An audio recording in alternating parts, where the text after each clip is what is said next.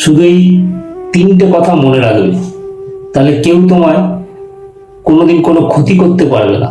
মানুষ তোমাকে যতই অপমান করুক বা যতই ঠাট্টা তামাশা করুক না কেন, শুধু এই তিনটে কথা মনে রাখবে, তাহলে কেউ তোমায় কোনোদিন কোনো ক্ষতি করতে পারবে না।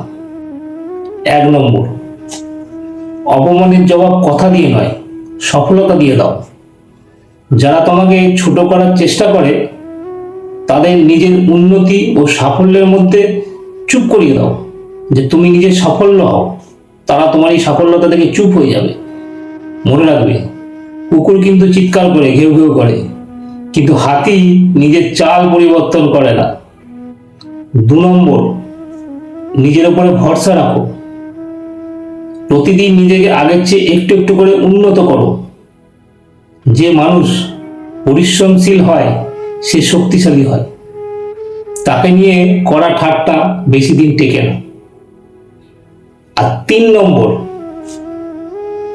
নিজের আত্মসম্মান কখনো হারিও না। পৃথিবীতে যা খুশি হয়ে যাক, যে যা খুশি বলুক, তোমার যদি নিজের উপর বিশ্বাস আর ভরসা থাকে, তাহলে তোমাকে কেউ কোনো দিন নিচে নামানোর ক্ষমতা কারণ নেই।